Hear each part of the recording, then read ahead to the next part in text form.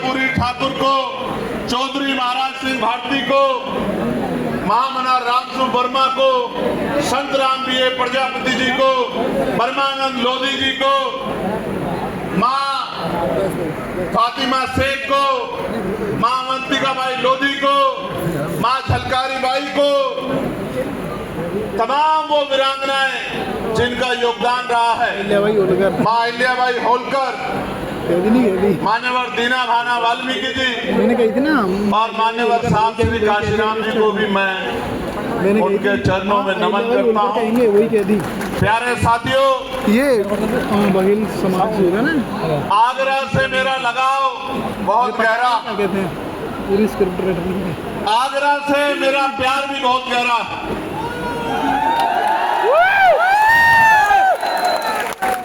क्योंकि ये वो धरती है जहां बाबा साहब अम्बेडकर के आंसू गिरे हैं। इस धरती पर कर्ज है और हम उनकी असली औलादे हैं, हम कर्ज उतारना जानते हैं। मैं आगरा के साथियों का, जिन्होंने समय समय पे इतिहास लिख के आगरा की शक्ति को बताने का काम किया है, उन तमाम साथियों का बहुत बहुत धन्यवाद देता हूं। जितने संगठन के लोग आज यहाँ अपना प्यार आशीर्वाद देने के लिए आए हो, चाहे वो हमारा भीम नगरी का कार्यक्रम हो, चाहे हमारी महिला मोर्चे की जो यहाँ संगठन चलते हैं महिला विकास के लिए, चाहे उनके हमारे नेता कार्यकर्ता हों, चाहे हमारे व्यापार मंडल के साथी हों, चाहे हमारे लीगल सेल के साथी हों, चाहे हमारे अनुशासन समिति के साथी हों या हमारे भाईचारा कमेटी के साथी हों, मैं इस मंडल के सभी मंडल के, जिले के, विधानसभा के और गांव में अंतिम वो व्यक्ति जो बाबा साहब अम्बेडकर का झंडा पकड़ के घूम रहा है, उन साथियों को भी बहुत बहुत धन्यवाद देता हूं। प्यारे साथियों, आगरा, और जब मैंने कहा कि आगरा से मेरा प्यार है तो उसका कारण भी बहुत बड़ा है। आगरा में बाबा साहब अम्बेडकर ने एक बुद्ध विहार जो चक्की पाट में बना था, वो अपने हाथ से जो है उसका उद्घाटन करने का काम किया था। वो हमारी धरोहर भी यही है और यही बाबा साहब की अस्थियां भी रखी गई है। ये आगरा ऐसे क्रांति धरा नहीं बना, कई बार खूनी संघर्ष में भी आगरा ने अपनी शक्ति का एहसास कराने का काम किया है। ये आगरा, इसको देश जानता। मैं अपनी पार्टी के जो सम्मानित राष्ट्रीय कोर कमेटी के नेतागण भाई अमित कसाना जी, भाई सतपाल चौधरी जी जो मेरे साथ चल के आए, मैं उनका भी बहुत बहुत धन्यवाद करता हूं। मैं हमारी पार्टी के प्रदेश के अध्यक्ष और प्रदेश कमेटी के तमाम नेताओं का भी धन्यवाद करता हूं और मैं अपने भीम आर्मी के बहादुर भाइयों का भी बहुत बहुत धन्यवाद करता हूं। अब उनको, अगर वो मेरी बात पे मजबूती से पहरा दे दें तो मैं उनको ये भी बता देना चाहता हूं कि फिर उनके खिलाफ कोई अन्याय या गरीबों के खिलाफ कोई अन्याय यहाँ नहीं हो पाएगा। सम्मानित साथियों, मैं चाहता था कि इस बात को मैं सबसे बाद में रखूं, लेकिन 2 दिन पहले जिस तरह का सलूक यहाँ की पुलिस ने हमारे कार्यकर्ताओं पदाधिकारियों के साथ किया है,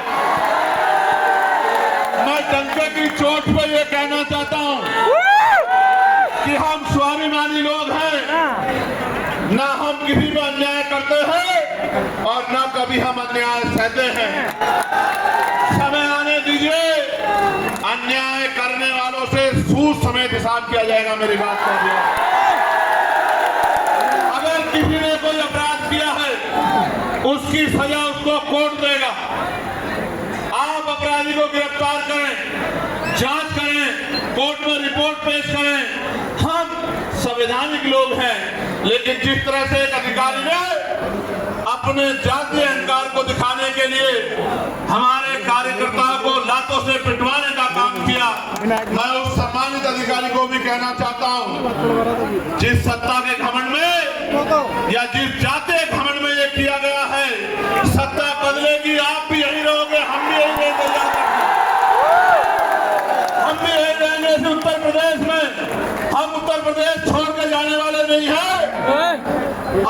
सम्मानित अधिकारी महोदय, आपको भी नहीं जाने देंगे, मेरी बात को याद रखना। अगर आपके चहेतों ने डेपुटेशन में कहीं भेज दिया तो वहीं से खींच के यहाँ आगरा लेके आएंगे। मेरी बात,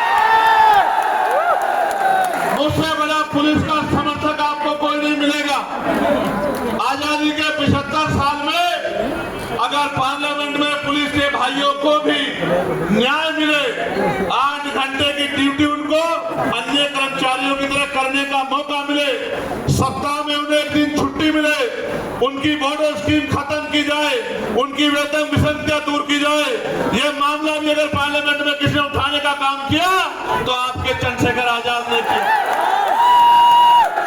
आप अच्छा करोगे तो सर माथे रखेंगे, आपका सम्मान करेंगे, और अगर आप अन्याय करोगे तो अन्याय करने वाले अपराधी के साथ जिस तरह का सलूक होता है उसी तरह का सलूक आपके साथ होगा। इस बात को आप याद रखना। सम्मानित सर, प्यारे भाइयों, ये प्रबुद्ध सम्मेलन है जहां दूसरी पार्टियां एक जाति को प्रबुद्ध बता के प्रबुद्ध सम्मेलन करने का काम करती है, और बाबा साहब अम्बेडकर के संविधान में जो समता समानता की बात कही गई है उस समता समानता को नीचा दिखाने का काम करती है, ये बताने का काम करती है कि इस देश में एक ही जाति एक ही धर्म प्रबुद्ध है और बाकी लोग प्रबुद्ध नहीं है। मैं आज ऐलान के साथ कहना चाहता हूं कि हमें अवसर मिला इस 75 साल में, हमने भारत की कोई पोस्ट नहीं छोड़ी जिस तक हमने पहुंचने का काम न किया हो, और ये हम सिर्फ आरक्षण के दम पे नहीं पहुंचे,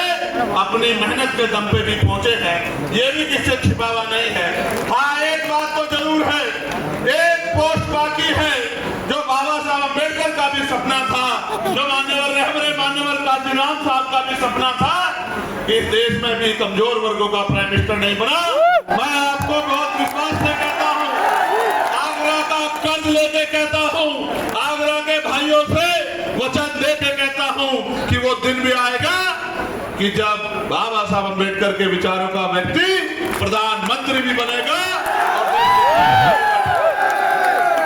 और ये होगा कैसे? ये होगा ऐसे कि देश में लोकशाही है। लोकशाही लोकतंत्र का मतलब होता है जिनका वोट होगा उनका राज होगा, जिनका वोट होगा उनका राज होगा। यही लोकशाही का पैमाना है।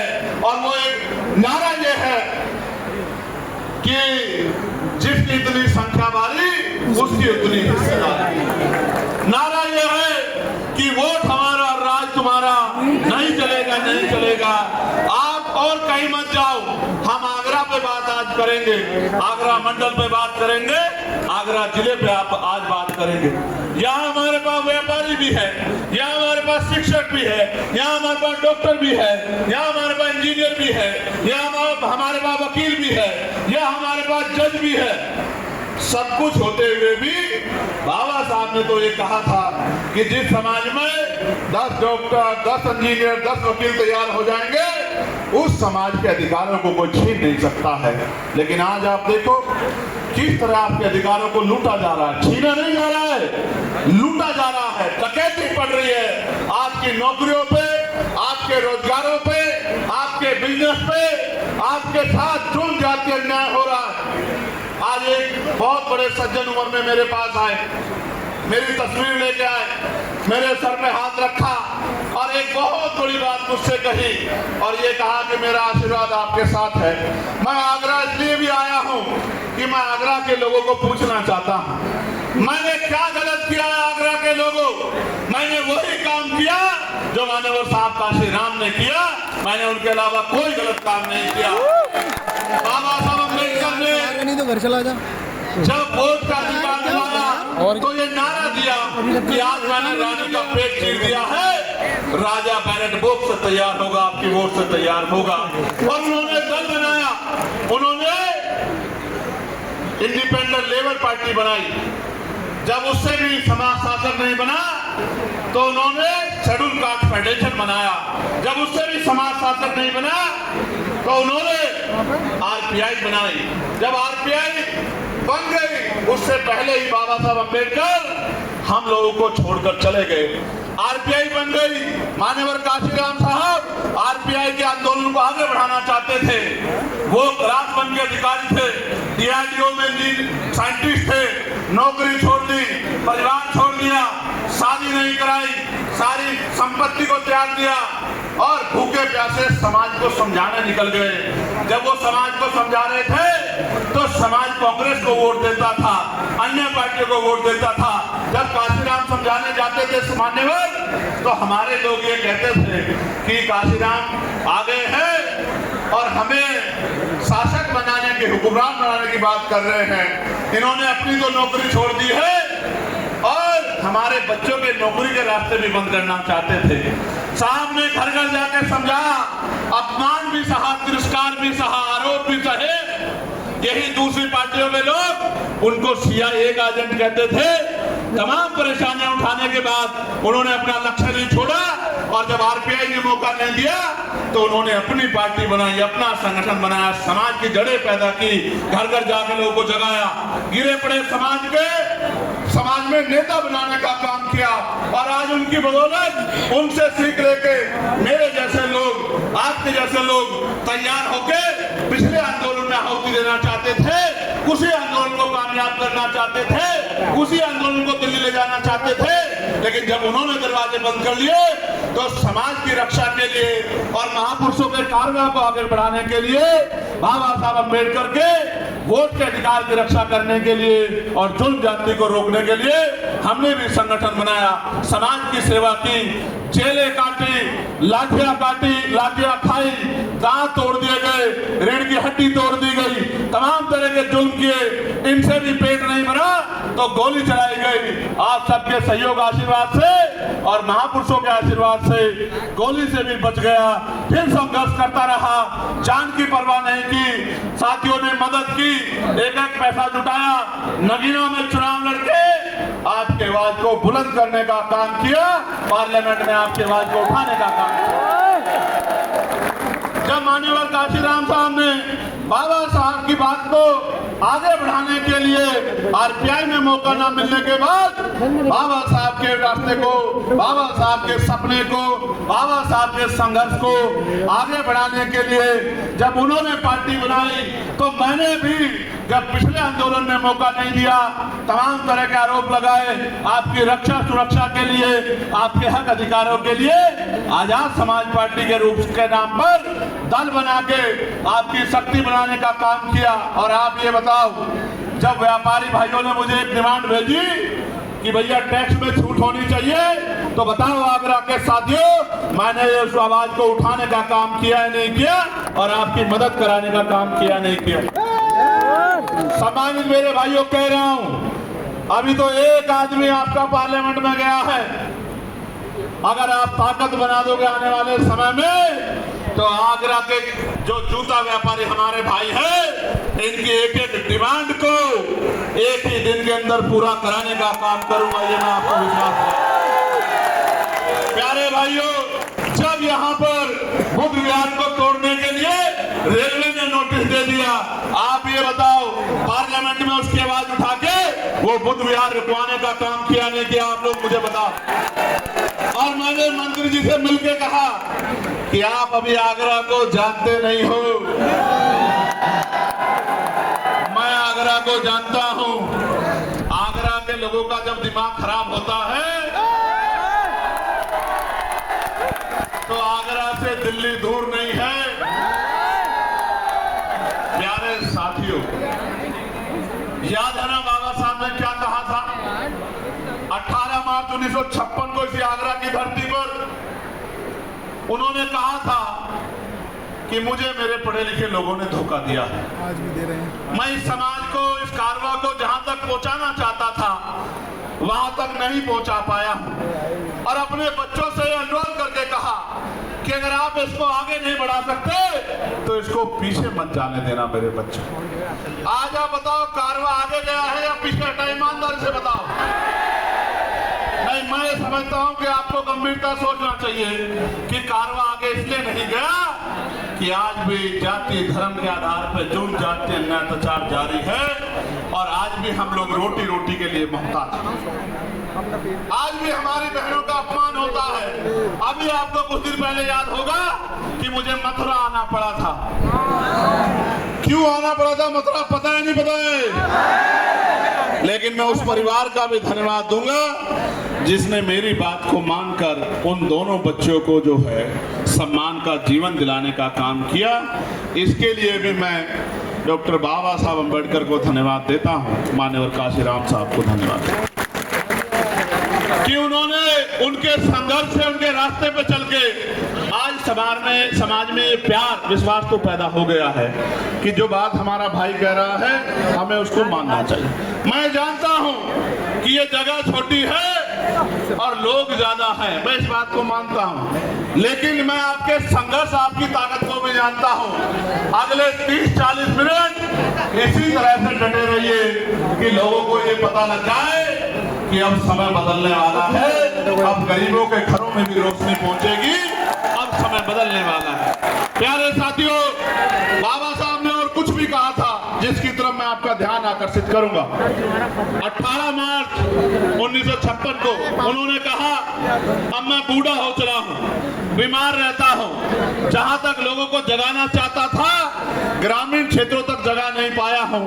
मैं अपने चारों तरफ देखता हूं, एक भी ऐसा नौजवान दिखाई नहीं देता जो इस तंबू का बंबू बन के इस आंदोलन को आगे बढ़ा सके। इसलिए मैं समाज से अपील करता हूं कि समाज आगे निकल के आए और इस आंदोलन को चलाए। तो काशीराम साहब क्या कहते हैं कि मुर्दा लोग मिशन नहीं चलाते और जिंदा लोग मिशन को नहीं रुकने देते। आज मैं आपको एक सच्चाई बताता हूं, क्या और लोगों की तरह मैं किसी दूसरे दल में जाके MP MLA नहीं बन सकता था क्या? बताओ ईमानदारी से। बन सकता था, नहीं बन सकता था? बन सकते थे। लेकिन क्या मैं वहां बाबा साहब अम्बेडकर और मान्यवर काशीराम साहब के विचारों का प्रचार प्रसार कर सकता था क्या भाई? आज तो हर कोई बाबा साहब की बड़ी सी फोटो लगाता है, लगाता है नहीं लगाता है?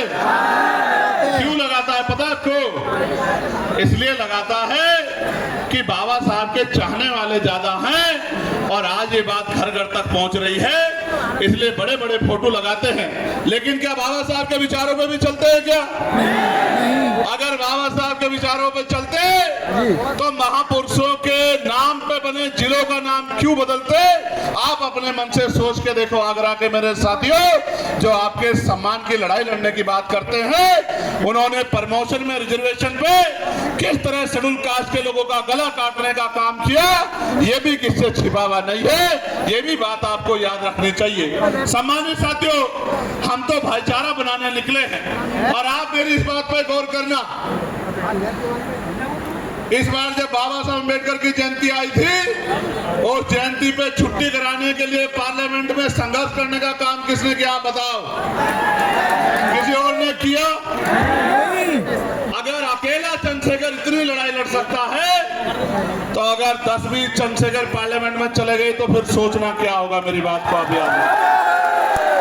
आइए मैं बात आगे बढ़ाता हूं।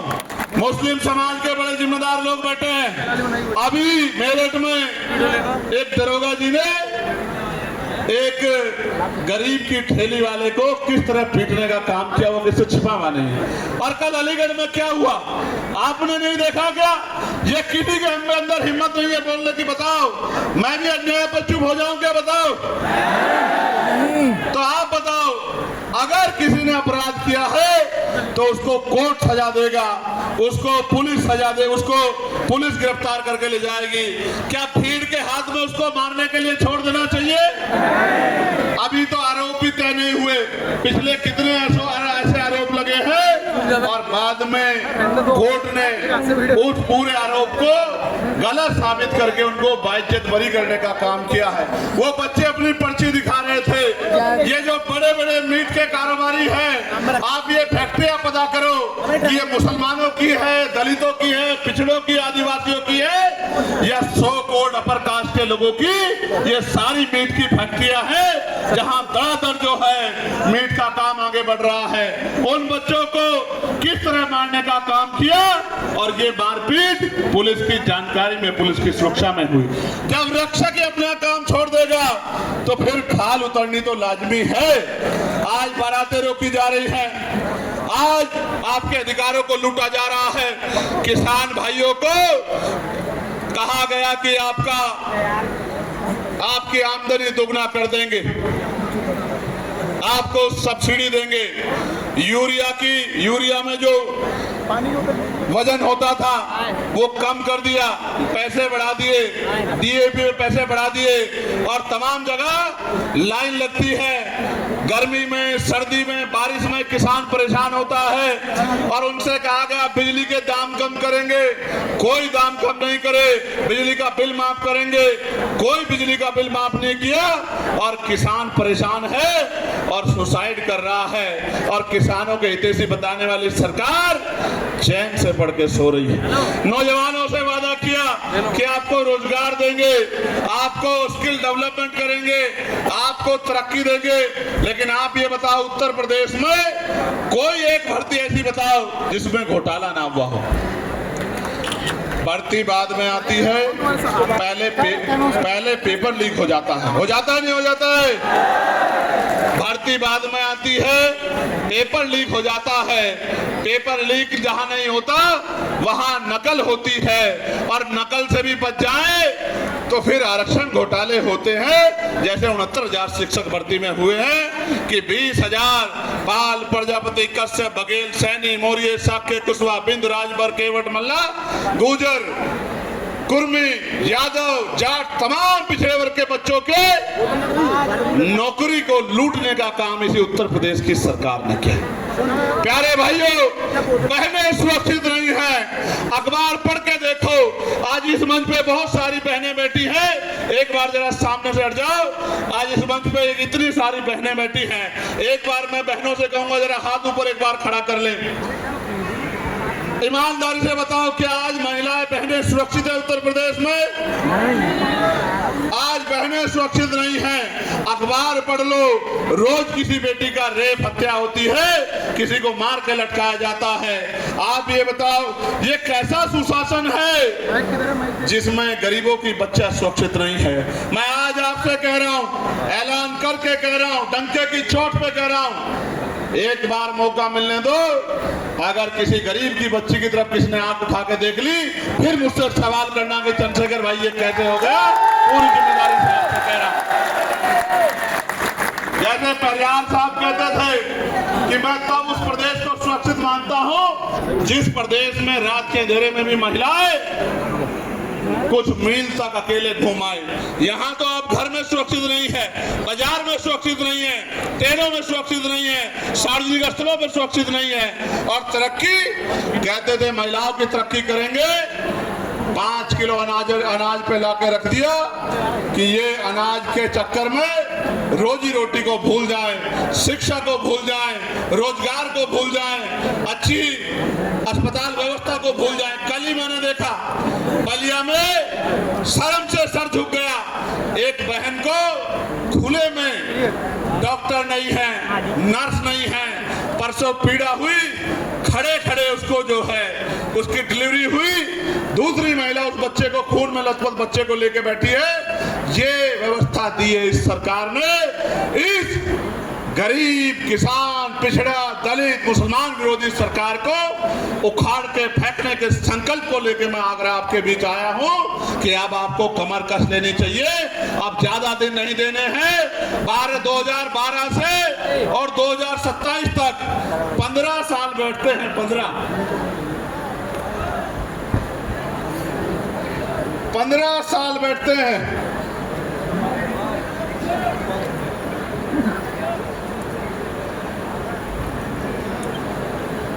2012 से 27 तक कितने साल बैठते हैं? कितने साल बैठते हैं? राम जी का वनवास भी 14 साल का था। आप तो बाबा साहब के अनुयायी हो और कितने दिन वनवास रखोगे ये सोच लो। 15 साल हो जाएंगे और 15 साल में जिन वर्ग वर्गों पे सत्ता नहीं होती, ना उनको नौकरी मिलती है, ना रोजगार मिलता है, ना अधिकार मिलते हैं, ना जुल्म जाति उन पर रुकती है। काशीराम साहब कहा करते थे, जिनकी सत्ता नहीं होती उनकी बहन बेटियों पे अत्याचार होता है, उनकी बहन बेटियों पे जुल्म होता है। जिनकी सत्ता नहीं होती उनकी तरक्की के रास्ते रुक जाते हैं। आज आप महसूस करके देखो कि क्या हो रहा है। तमाम निजीकरण हो रहा है, सारी सरकारी नौकरियों को खत्म किया जा रहा है। सरकारी नौकरी खत्म हो जाएगी तो schedule caste, schedule tribe, backward के लोगों को आरक्षण नहीं देना पड़ेगा। सोची समझी साजिश के थ्रू सब कुछ हो रहा है। आप महसूस करके देखो, सरकारी नौकरी मिलती थी तो परिवार सुरक्षित हो जाता था। आगे सरकारी नौकरी नहीं आएगी, फिर क्या करोगे? मेरे वाल्मीकि समाज के भाई तख्तियां उठा के दिखा रहे हैं। आज मजबूरी में 7,000 पे, 9,000 पे, 11,000 पे, 15,000 पे काम लेते हैं। पहले 500 दिन कच्चा रखते हैं, 500 दिन काम करने के बाद संविदा पे लाते हैं और 5-7 साल बाद संघर्ष करा के अगर वो जिंदा बच जाएं उन्हीं को पक्का करते हैं। ये जो अन्याय हो रहा है निजीकरण के नाम पे, संविदा के नाम पे, ठेकेदारी के नाम पे, मैं आपको विश्वास दिला के कहता हूं कि सारे संविदा कर्मी भाइयों को पक्का करने का काम करेंगे और आपके लिए इस कच्ची नौकरी को जो सफाई कर्मचारी काम शेड्यूल कास्ट, शेड्यूल ट्राइब के लोग करते हैं, बैकवर्ड के लोग करते हैं, इस सफाई कर्मचारी की नौकरी को पक्का करने का काम करेंगे। इस बात का मैं आपको विश्वास दिलाता हूं और मैं तो चाहता हूं कि आप भी इस काम को छोड़ के जो schedule caste, schedule tribe, backward के लोग करते हैं, छोड़ो। आप भी ये उनको दे दो जो बहुत शुद्ध बनते हैं इस देश में, ये काम उनको दे दो कि वो कर लें। आप लोग डॉक्टर बनो, आप लोग इंजीनियर बनो, आप लोग वकील बनो, आप लोग जज बनो, आप लोग IAS IPS बन के, विधायक सांसद बन के देश की पॉलिसी को चलाने का काम करो और देश के गरीबों को न्याय दिलाने का काम करो। मुस्लिम समाज के भाई बैठे हैं, पिछड़े वर्ग के लोग बैठे हैं, मैं आपसे भी पूछना चाहता हूं, आपको नहीं पता कि जब सत्ता नहीं होती क्या होता है? देखो, बिजली के दाम कौन तय करता है बताओ? कौन करता होता है? सरकार। पानी के दाम कौन तय करता है? सरकार। पेट्रोल डीजल के दाम कौन तय करता है? सरकार। अच्छे स्कूल कहाँ बनेंगे कौन तय करता है? सरकार। अच्छे हॉस्पिटल कहाँ बनेंगे कौन तय करता है? सरकार। एम्स कहाँ बनेगा कौन तय करता है? मेडिकल कॉलेज कहाँ बनेगा कौन तय करता है? यूनिवर्सिटियां कहाँ बनेगी कौन तय करता है? किस डिपार्टमेंट में वैकेंसी आएगी कौन तय करता है? इंडस्ट्रियल एरिया कहाँ लेगा कौन तय करता है? किसको टैक्स लगाना है, किसको छूट देनी है कौन तय करता है? जब सब कुछ सरकार करती है तो आप ये समझो कि पिछले 15 साल से 27 में आप लोग सत्ता से बाहर हो तो फिर जुल्म जाती नहीं होगी तो आपके साथ क्या हो? आज मैं आपको विश्वास दिला कहता हूं, आगरा के मेरे भाइयों, व्यापार मंडल के साथियों, भीम नगरी के साथियों, तमाम संगठनों के साथियों, पूरा मुस्लिम समाज आपकी तरफ देख रहा है कि अगर ये शेड्यूल कास्ट के लोग, शेड्यूल ट्राइब के लोग, बैकवर्ड के लोग चंद्रशेखर के साथ, आजाद समाज पार्टी के साथ खड़े हो जाए तो हम बाकी दलों को लात मार के चंद्रशेखर आजाद के साथ जाके खड़े हो जाएंगे। ये बात आज सबके मन में है। आप कहीं जाके पूछो, जिन पार्टियों को वोट देते थे थक गए पार्टी को वोट देते हुए, और उन पार्टियों से उत्तर प्रदेश की सत्ता भी नहीं हटाई जा सकती। सत्ता तब हटेगी जब शेड्यूल कास्ट, बैकवर्ड और मुस्लिम इकट्ठा होगा। खाली एक जाति के वोट से नहीं हट सकती है। इसलिए मैं आपको कहता हूं, अब आपको बूथ का संगठन बनाना है, सेक्टर का संगठन बनाना है, घर घर जाके व्यवहार पैदा करके भाईचारा कमेटियां बनानी है, बहनों को जागरूक करके बहनों के सम्मान की रक्षा करते हुए उनके आने वाले कल को बताकर आपको उनको तैयार करना है। पढ़ने वाले बच्चों को स्कूल की तरफ ले जाना है, संघर्ष करने वाले बच्चों को रोजगार की तरफ ले जाना है। जिन पे घर नहीं है उनको पक्का मकान, और जमीन भी नहीं है तो जमीन और पक्का मकान बनाकर देने का काम हम लोग करेंगे। इस बात का भी मैं आपको विश्वास दिलाता हूं। 3 चीजें हम लोग प्रमुखता से करेंगे। पहली, समान शिक्षा पॉलिसी लागू करेंगे कि राष्ट्रपति या हो मजदूर किसान की संतान, सबको शिक्षा एक समान, एक ही क्लास होगी, एक ही सिलेबस होगा, एक ही टीचर होगा। किसान का बच्चा भी वहीं पढ़ेगा और विधायक का बच्चा भी वहीं पढ़ेगा, जिलाधिकारी का बच्चा भी वहीं पढ़ेगा, एसएसपी का बच्चा भी वहीं पढ़ेगा। तब आप देखना ये जो प्राइवेट स्कूलों में जेब कटाई हो रही है ये बंद हो जाएगी। दूसरा, समान हेल्थ पॉलिसी लागू करेंगे। इलाज की कमी के कारण मैंने अपने पिता को खो दिया। उसी दिन संकल्प कर लिया कि किसी के पिता को बचाने के लिए जो भी जान लगानी पड़ेगी वो जान लगाने काम करूंगा। सड़कों पे संघर्ष किया, आवाज उठाने का काम किया, तमाम लड़ाई लड़ने का काम किया। फिर बाद में समझ आया कि बिना सत्ता के पॉसिबल नहीं है। क्यों पॉसिबल नहीं है? इसलिए पॉसिबल नहीं है कि जिनको ये पॉलिसी बनानी है उन्हीं के तो स्कूल हैं, नेताओं के तो स्कूल हैं, नेताओं के तो कॉलेज हैं, नेताओं के तो हॉस्पिटल हैं, तो वो अपना नुकसान क्यों करेंगे? इसलिए उस दिन समझ में आया कि सत्ता बनानी पड़ेगी, बाबा साहब की बात माननी पड़ेगी। बाबा साहब ये कहते हैं political power is the master की, इट इज द मास्टर की by which can you open and each every door of your success. कि आप अपनी सारी परेशानियों के रास्ते खोल सकते हैं, दरवाजे खोल सकते हैं अगर सत्ता आपके पास है। फिर सड़कों पर निकल गए, धूल फाकी, जुल्म जाति सही, अन्याय में लड़ते रहे। और आज मैं धन्यवाद दूंगा नगीना के साथियों का। आप भी दोनों हाथ उठा के धन्यवाद दो नगीना का कि नगीना के लोगों ने आपको मौका दिया, और जब आपको मौका दिया तो पूरे देश ने आपका हुनर देखने का भी काम किया। आज मैं मुस्लिम भाइयों को बता रहा हूं 29 तारीख में मुजफ्फरपुर में, बिहार में वक्फ के विरोध में और पीटीएमसी एक्ट जो है, जो बोध गया पे अवैध कब्जा किया गया है, उसके विरोध में 29 तारीख को रैली है जहां सब लोग चैन से बढ़कर सो रहे हैं। इस हक की लड़ाई को लड़ने का काम भी आजाद समाज पार्टी काशीराम और भीम आर्मी कर रही है। ये बात भी मैं आपको बताना चाहता हूं। हालांकि ये सच है कि मेरे पिताजी मुख्यमंत्री नहीं थे, मेरी मां मुख्यमंत्री नहीं थी, और अच्छा भी है नहीं थी, वरना आप कहते कि ये तो चम्मच वाला है। मैं आपको कहना चाहता हूं, ना मैं चम्मच वाला हूं, ना आपको चम्मच वाला बनने दूंगा। आपको भी मान सम्मान की जिंदगी मिले, आपको भी रोजगार मिले, आपकी भी ताकत बढ़े, इसके लिए हम लोगों को संघर्ष करना पड़ेगा। प्यारे साथियों, आप मुझे बताओ, क्या इस लड़ाई को हमें कामयाब करना चाहिए, नहीं करना चाहिए? करना चाहिए। दोनों हाथ उठा के बताओ जोर से। करना चाहिए।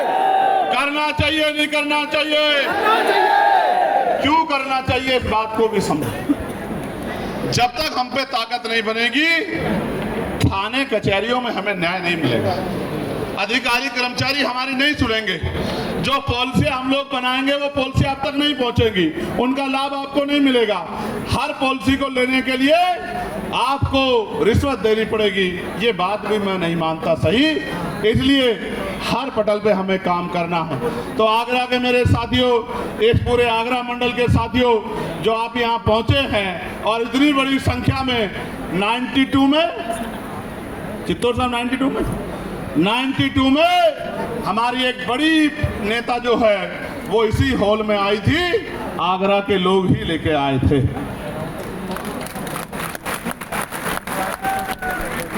अब उनको आप 92 में इस हॉल में लेके आए, फिर आपने उनको ताकत भी दी।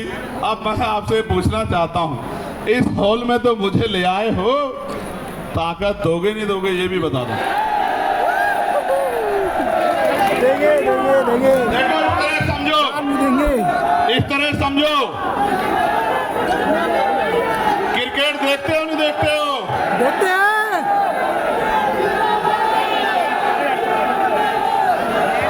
क्रिकेट देखते हो नहीं देखते हो बताओ? तो पहले नाम होता था सचिन तेंदुलकर साहब का, उनसे पहले सुनील गावस्कर साहब का, फिर उनके बाद सौरव गांगुली साहब का, फिर उनके बाद सहवाग साहब का, फिर आया एक लंबे बालों वाला जिसने सारे पुरानों को भुला दिया, और आज भी जिसका डंका बजता है भले ही आज उसके पास कुछ ना हो। उसके बाद आए कोहली साहब, फिर आए सूर्य कुमार यादव साहब, और आजकल बहुत शुभमन गिल और पता नहीं क्या क्या बड़े बड़े नौजवान, और अभी एक और वो सूर्यवंशी आ गए, और हमारा छोटा भाई रिंकू उसको कैसे भूल सकते हैं। और आप बताओ, जब तक आप मौका नहीं दोगे, उसको प्लेइंग 11 में नहीं लाओगे, 15 में बिठा के रखोगे, 20-21 में बिठा कर रखोगे, उससे पानी पिलवाते रहोगे, बल्ले उठवाते रहोगे, तो आपको क्या पता लगेगा कि ये कैसी परफॉर्मेंस दे सकता है। अभी तो 1 ही साल हुआ है। याद रखना, इन 5 साल के पूरे होने से पहले आपकी जिंदगी में रोशनी लाने का इंतजाम हम सब लोग करेंगे। मेरी बात को आप, मैं आपको विश्वास दिला कहता हूं, जब तक हम लोग बाबा साहब के रास्ते पर नहीं चलेंगे, यानी कि शिक्षित नहीं बनेंगे, संगठित नहीं होंगे और संघर्ष नहीं करेंगे, तब तक कुछ भी बदलने वाला नहीं है। और मैं फिर आपसे कहता हूं, पार्टी के नेताओं से कहता हूं, भीम आर्मी के साथियों से कहता हूं, कार्यकर्ताओं से कहता हूं, मांगने से भीख मिलती है, अधिकार छीनने पड़ते हैं। अगर छीनना चाहते हो अधिकार, तो जिस तरह से पेट पालने के लिए 8 घंटे काम करते हो, रोज पार्टी को आगे बढ़ाने के लिए भी 2 घंटा काम करो, क्योंकि आदमी भूखा तो रह सकता है लेकिन अपमानित होकर नहीं रह सकता। इस बात को भी समझने का प्रयास करो। हमारी आबादी बहुत है, हमारी आबादी बहुत है, 85% लोग हैं हम लोग, लेकिन 85% होते हुए भी जुल्म सह रहे हैं क्योंकि जागरूक नहीं है, एकजुट नहीं। जैसे मुस्लिम समाज की आबादी 20% के लगभग है, फिर भी रोज धार्मिक नारे लगाओ वरना मार खाओ, रोज धार्मिक नारे लगाओ वरना मार खाओ। और विवाद कश्मीर में हुआ, आतंकवादियों के खिलाफ पूरा देश खड़ा था, लेकिन सरकार के लोगों ने यहां भी मुस्लिम भाइयों को पीटने का, परेशान करने का काम किया। और ये बेचारे उन नेताओं की तरफ देखते हैं जिनको आगे बढ़ाते आए, ताकत देते आए, कुर्सी बिठाते आए, और वो नेता ये उनकी तरफ देखते हैं और वो दूसरी तरफ देखते हैं। उनको पता है कि ये कहीं जाने वाले नहीं हैं, ये पीठ छिन के भी हमारे पास ही आएंगे, तो इनकी आवाज उठाने का कोई मतलब नहीं मानता।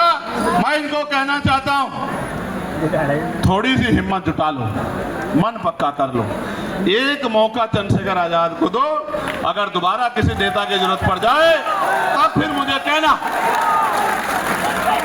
पिछले कुछ दिनों में अपराध की बाढ़ आ गई है, आगरा में भी सुन रहा हूं, जो आगरा हमारा किला था वहां भी बारात रोकी जा रही है। दिल में बड़ी तकलीफ थी, कार्यकर्ताओं पे हमला हो रहा है, कार्यकर्ताओं पे झूठे मुकदमे लगाए जा रहे हैं, दिल में तकलीफ थी। हर दिन इंतजार कर रहा था कि आगरा का दिन कब आएगा, आगरा का दिन कब आएगा। आज आगरा का दिन आया, आगरा का दिन तो आ गया। आजाद समाज पार्टी का दिन आएगा नहीं आएगा ये भी मुझे बता दो। अच्छा आप बताओ, अभी मेरे हाथ में ना ट्रांसफर करने की पावर, ना पोस्टिंग करने की पावर, ना नौकरी देने की पावर, ना रोजगार देने की पावर, ना जुर्म जाति रोकने की पावर। अभी मैं पार्लियामेंट में आवाज उठा सकता हूं और आपके लिए धूप में, छांव में, गर्मी में, आंधी में, तूफान में। और इसे छोड़ो साहब, मैं चैलेंज करके कहता हूं, मेरे खून का कतरा कतरा ले लो। अगर मेरे खून के बहने से आपको सम्मान का जीवन मिलता है, बाबा साहब का सपना पूरा होता है, तो खून का कतरा कतरा भी आपके लिए निछावर करने के लिए तैयार। क्या मुझे और कोई परीक्षा देनी है? नहीं। अपने दिल पे हाथ रख के बताओ, क्या और कोई परीक्षा देनी है मुझे? नहीं। तो सिर्फ नारे लगाने से काम नहीं चलेगा। जब तक आप बूथ कमेटी नहीं बनाओगे, भाईचारा कमेटी नहीं बनाओगे, अनुशासन पैदा नहीं करोगे, संगठन नहीं बनाओगे, विश्वास पैदा नहीं करोगे, लोगों के साथ व्यवहार बना के उनको साथ लाने काम नहीं करोगे, तब तक कुछ भी बदलने वाला नहीं। इसलिए बताओ, बदलोगे नहीं बदलोगे? सोच समझ के बताओ, बदलोगे नहीं बदलोगे?